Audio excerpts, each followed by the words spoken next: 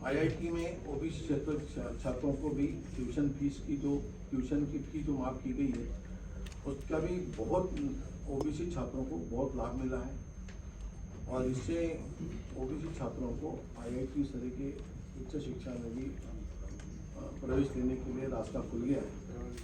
और इन सभी बातों के साथ मैं अभी आपको पिछले 6 माह में हमने जो राष्ट्रीय पिछड़ा वर्ग आयोग के माध्यम से काम किया है, तो मैं कहीं महाराष्ट्र में है, बिहार में है, पंजाब में है, राजस्थान, तेलंगाना, पंजाब, चंडीगढ़ और उत्तर प्रदेश के दौरे किए हम लोगों ने। यहाँ पर जितनी भी सरकारी नौकरियों में, तो सरकार में हो या पीयूसी में, बैंकों में हो, सभी जगह की हमने रोस्टर चेक किए और सभी जगह पर रोस्टर में कहीं न कहीं कमियाँ पाई गई है। हमें किसी कंपनी का या किसी सरकारी दफ्तर का उल्लेख नहीं करता हूँ, लेकिन सभी स्टेज में कहीं न कहीं खामियाँ थी।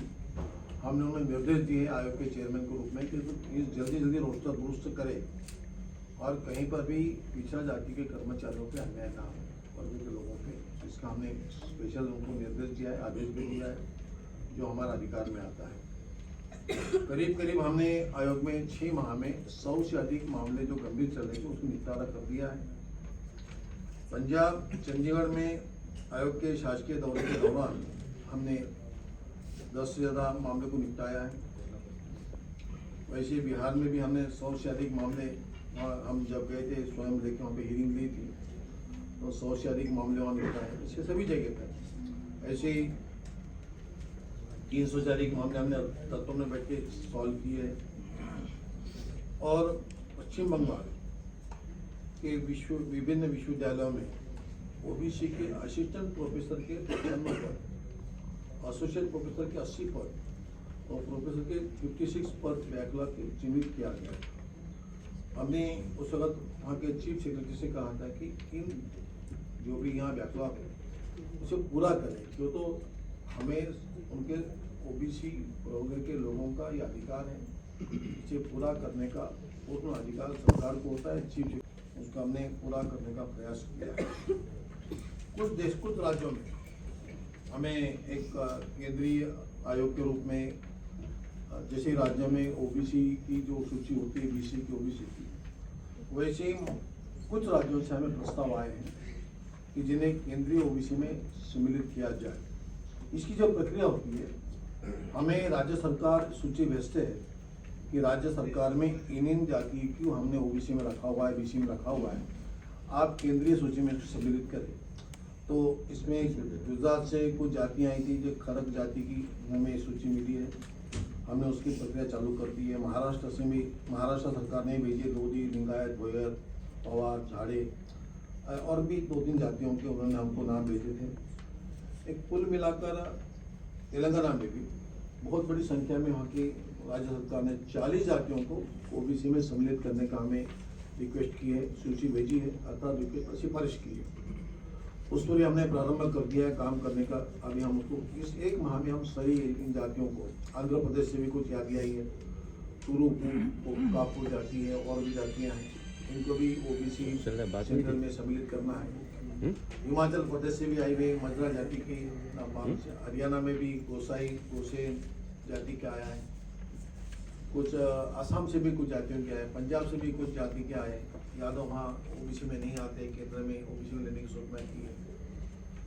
इस तरीके से राज्य सरकार के जो अधिकार है, हमारे जो अधिकार है, दोनों तालमेल बिठा के हम ओबीसी को हम अपनी यादी में सूची में लेते हैं।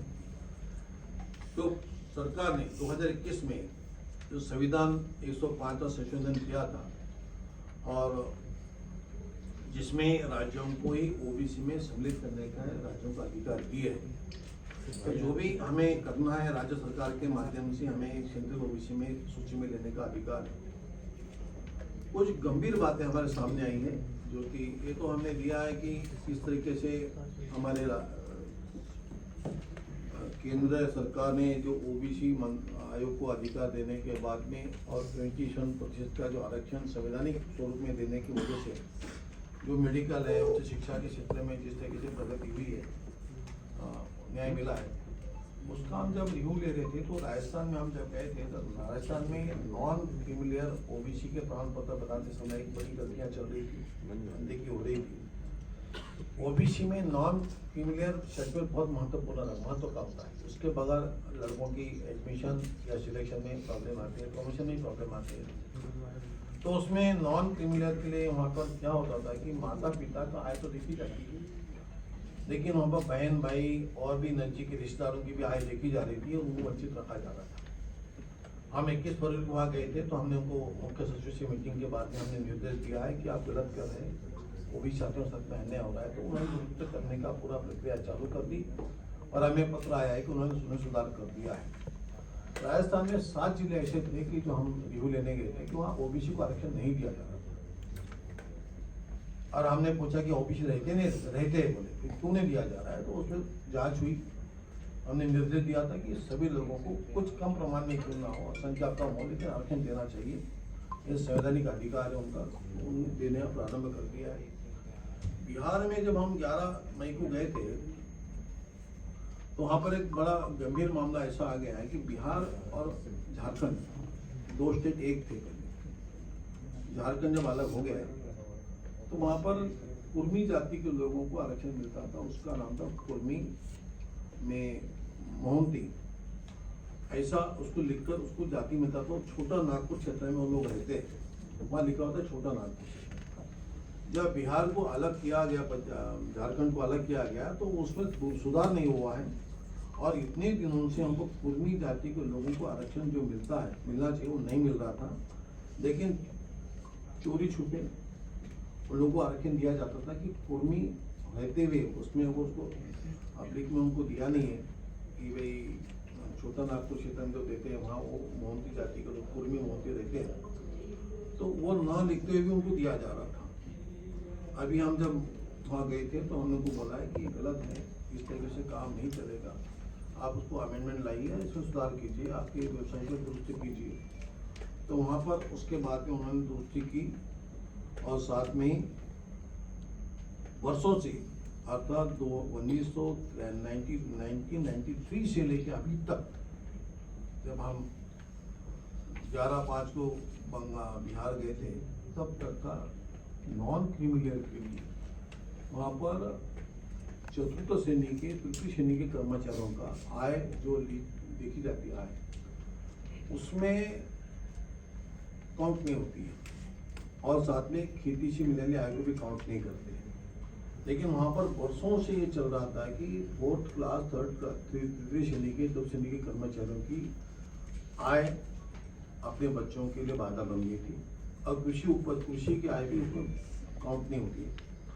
इस वजह से वर्षों से वहाँ का ओबीसी वर्ग नॉन क्रिमिनल सर्टिफिकेट लेने में अड़चनें पैदा हो रही थी और कई दिनों से ये मामला चल रहा था। जब हमने मीटिंग ली और वहाँ पर हमने चीफ सेक्रेटरी नॉलेज में बात ला के दी है कि कुर्मी जाति का विषय और नॉन क्रिमिनल में जो बाधा आ रही है ओबीसी वर्ग के लिए, जो सरकार चाहती है कि इन्हें न्याय मिले, केंद्र सरकार की नीति बनी है, राज्यों ने माना है और ओबीसी के लिए सबसे बड़ा आंदोलन की चला है तो बिहार से चला था और बड़े बड़े नेता वहीं से निकले थे, फिर भी वहाँ ऐसा अन्याय हो रहा था।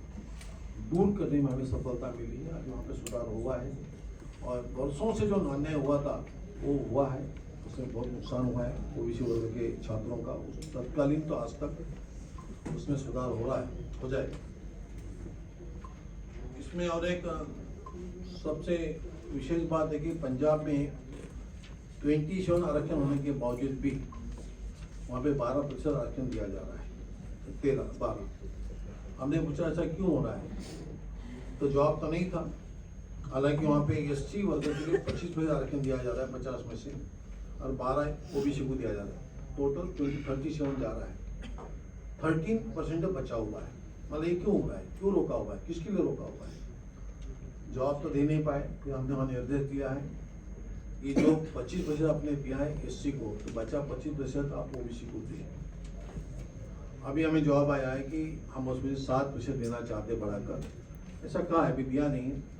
तो ऐसे कहीं ना कहीं ओबीसी के साथ में कई राज्यों की ऐसी गलतियां हैं जिसमें आरक्षण देने में रोका जाता है।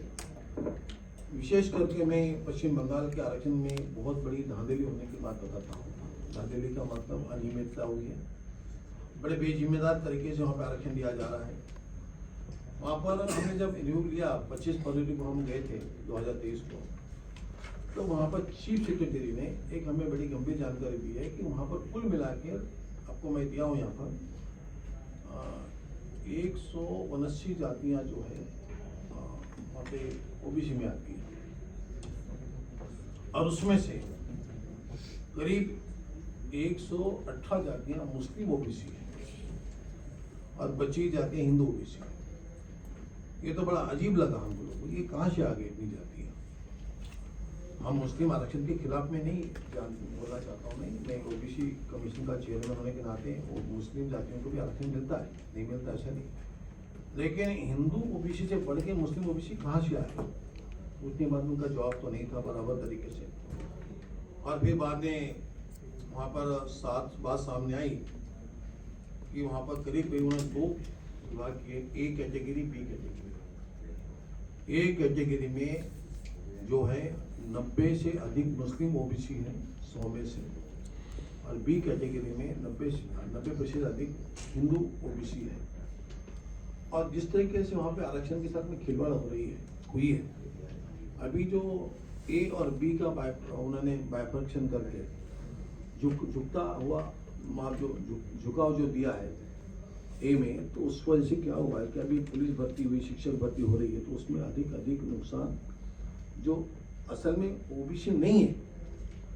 कई हमने देखा वहाँ हम शिकायत ऐसी मिली है कि उसमें से कई लोग ऐसे कि बांग्लादेश से आए हुए हैं, कई लोग म्यांमार से रोहिंग्या भी उसमें घुस गए ओबीसी में, और असली ओबीसी का हिस्सा छीनकर बंगाल सरकार के द्वारा वहाँ पर खिलवाड़ हुई है, ये हमने सामने देखा है। ये इस तरीके से ये खिलवाड़ होने से कहीं पर कोई राज्यों में ओबीसी आरक्षण के साथ में गलतियां करते हुए सरकार की जो नीति से छेड़कर और मंडला की सिफारिश के बाद में पहली बार संवैधानिक दर्जा दिया है 2018 में, उसका इम्प्लीमेंट न करते हुए इस तरीके से ओबीसी के साथ में यहाँ पर पंजाब में कुछ जगह पे कम दिया हुआ है, बिहार में भी खिलवाड़ हुई है, बंगाल में भी खिलवाड़ हुई है। इस तरीके से राजस्थान का भी कुछ क्रीमी लेयर को लेकर विषय चल रहा था। इस सारी बातों की जानकारी देते मैं इतना कहूँगा कि सरकार की प्रामाणिकता ये है, जिस आयोग का मैं चेयरपर्सन हूँ, मेरा जिम्मेदारी है कि सरकार की नीति के अनुसार आरक्षण मिल रहा है नहीं मिल रहा है। विषमता समाप्त करनी है तो सभी वर्ग के लोगों को न्याय मिले, आदिवासी का भी आरक्षण चलता रहे, ओबीसी का भी आरक्षण चलता रहे, एसटी का भी आरक्षण चलता रहे, इसके बाद भी देश प्रगति पर जाएगा। इसी भावनाओं से मैं इतना कहूँगा कि जिस देश की सरकार आपने मंत्रिमंडल में भी 35% मंत्री बनाती है ओबीसी के, उत्तर प्रदेश सरकार अपने मंत्रिमंडल में 40% ओबीसी मंत्री बनाती है। ये सब देखते हुए मुझे लगता है कि हमारे आयोग के माध्यम से अभी हम 12 स्टेट जा चुके हैं। 12 स्टेट में कुछ वहाँ तो हमने जो गलतियाँ देखी थी उसको दुरुस्त करने के निर्देश दिए हैं, और साथ में ही अभी जितनी भी हमने सरकारी कंपनी और बैंक से रिव्यू लिया है उसमें बीपीसीएल से लेके एचपीसीएल जो पेट्रोलियम कंपनियां हैं, आईओसीएल और ऑर्डिनेंस फैक्ट्री से की बड़ी कंपनियों के साथ में हमने रिव्यू लिया है। और साथ में जो बैंक्स है, अभी हम 4 बैंक से हमने रिव्यू लिए हैं, 12 बैंक का है देश में, नेशनलाइज, यूको बैंक, एसबीआई और union bank, Punjab national bank से हमने पूरा रिव्यू लिया है। चंडीगढ़ में, पंजाब में, हरियाणा में भी हमारा कुछ वहाँ की जो पीजीआई है, और साथ में हिंदुस्तान सालन लिमिटेड है, स्वाट लिमिटेड है, यूनिवर्सिटी ऑफ हैदराबाद है, उस्मानिया यूनिवर्सिटी है, दिल्ली विश्वविद्यालय है और आईआईटी दिल्ली, ऐसे अनेक कंपनियों में, अनेक यूनिवर्सिटी में, अनेक बैंकों में जाने के बाद में हमें लगा कि सब जगह रोस्टर मेंशन नहीं होता है। हमारा काम है कि रोस्टर मेंशन हो, नौकर भर्ती में 27% का उन्हें अधिकार मिले, और साथ में सभी छात्रों को, ओबीसी छात्रों को पढ़ाई लिखाई में कोई बाधा सरकार, कोई राज्य सरकार ना लाए, और इस दिशा से हम काम कर रहे हैं। और इन सभी में मैं जो उच्च शिक्षा विभाग के बारे में थोड़ी फिगर्स देना चाहता हूँ मैं आपको। एक अच्छा सरकार की उपलब्धि बहुत बड़ी मानी जाएगी। उच्च कि ओबीसी छात्रों का जो नामांकन जो 2014-15 में हुआ था, एक 1.13 करोड़ हमारे छात्रों का वहाँ पे नामांकन हुआ था 2014-15 में। अभी 2020-21 में 1.48 करोड़ का हुआ। इसका मतलब 32% छात्रों का इसमें नामांकन बढ़ा है। छात्रों की संख्या बढ़ गई आरक्षण के लिए। उच्च शिक्षण क्षेत्र में जो टीचर्स होते हैं, टीचर्स भी 2014-15 में और 2021 की तुलना में अभी जो पहले जो थे 3.21 लाख शिक्षक थे 2014-15 में ओबीसी के। अभी सरकार ने जो आरक्षण घोषित किया है सख्ती से, तो उसमें इस सरकार के कार्यकाल में हमने रिव्यू लिया तो हमें बहुत अच्छा फिगर मिला है कि 2020-21 में 5 लाख से अधिक ओबीसी शिक्षक अभी बने हैं। उसमें बहुत बड़ा इंक्रीमेंट हुआ है। 42.4% की शिक्षकों के क्षेत्र में बढ़ोतरी मिली है। और इस तरीके से हमारे देश में ओबीसी आयोग को जो काम दिया हुआ है, और उस काम को देखते हुए दिमाग देखते हमने जब काम किया है तो अभी देश में बहुत बड़ी क्रांति आई हुई है।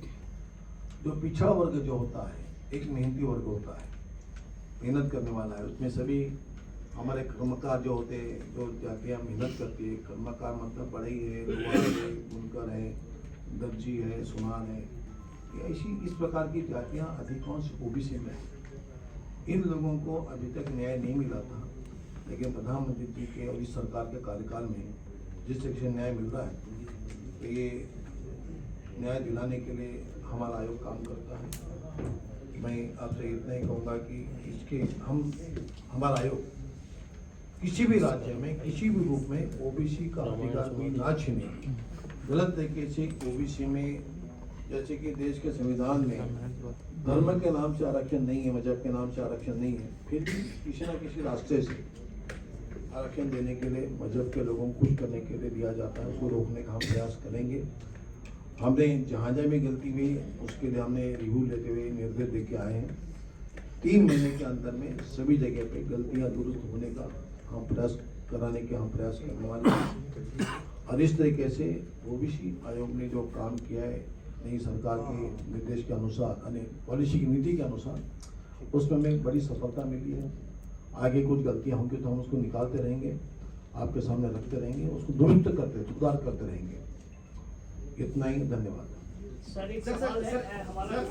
यह है उच्च शिक्षा हो, टीचर्स की हो, बैंकों में हो, सब जगह पे जहाँ है हम रिव्यू लेते हैं। लेकिन जहाँ बात कर रहे हैं वहाँ पर जितना आरक्षण हो, मुझे लगता है कि वहाँ आरक्षण की तो बात नहीं है। अगर सरकार ने जिस दिन जातीय जनगणना का आदेश दे दिया, हम उसका रिव्यू लेने वाले लोग हैं और करवा लेने लोग, आयोग का कार्य है। चेयरमैन साहब, वहाँ पर रिव्यू लेते समय जो बात गंभीर सामने आई है, हमने उनसे पूछा कि आपने इनको कैसे क्या इंक्लूड किया है। उनका जवाब था कि ये जो मुस्लिम ओबीसी जो हमने इंक्लूड किए हैं, ये पहले हिंदू थे, वहाँ बताया था। फिर लिखित में जब जवाब आया, हमने पूछा कि हमको प्रूफ दो, आप ये पहले हिंदू में ओबीसी में थे, ये प्रूफ दो। उनका जवाब आया हमको राइटिंग में कि हमने ये प्रूफ नहीं कर सकते कि पहले हिंदू थे, अब वो बदल गए। ये हमारी कार्रवाई चल रही है। इसका अर्थ यह है कि उन्होंने गलत राजनीति में होने की उन्होंने लिखित में दिया है हमको। सर पश्चिम बंगाल के अलावा और किसी स्टेट में नहीं है। 179 जातियां ओबीसी में, उसमें से 118 जातियां मुस्लिम ओबीसी है। पश्चिम बंगाल के अलावा बंगाल है। हाँ, हाईलाइटेड में पश्चिम बंगाल है। इसके अलावा नहीं, बिहार का भी बताया मैंने आपको। नहीं, जाति को लेके बताया, पर वहाँ मुस्लिम का विषय नहीं बोला मैं। ये इतनी, अब हम सब सोचने की बात इसलिए मैं कह रहा हूँ कि जहाँ पर 179 जातियों में से 118 जातियों को उन्होंने इंक्लूड किया है, क्या आधार है? आधार दे नहीं पा रहे। देखिए, मजहब के खिलाफ में बात नहीं कर रहा हूँ मैं। Thank you. Sir her state में और अपने देश में जहाँ जहाँ पर मुस्लिम भाइयों ने लिखा है जाति का नाम, जैसे कि कोई जाति मुस्लिम में आती है, उन सभी जातियों को जहाँ जहाँ भी सूची में नाम है उनको मुस्लिम जातियों को भी आरक्षण मिलता है, जैसे कि अंसारी है, ये और भी कई जातियाँ जो कपड़े का काम करते, पिंजारी है, बुनकर है, ये सभी जातियों को आरक्षण है। धोबी भी होते हैं उसमें, ऐसा नहीं, नाई भी होते हैं, मिलता है, सभी को मिलता है, कोई रोकता थोड़ी है। हमारे महाराष्ट्र में मिलता है, सभी को मिलता है। तो जहाँ है वहाँ मिल रहा है। ये झूठ है कि मुस्लिम को आरक्षण नहीं मिलता है, ये बात जो बात करते हैं ना लोग, वो गलत है। सही है कि मुस्लिमों को भी जाति के अनुसार आरक्षण मिलता है, ओबीसी का। सर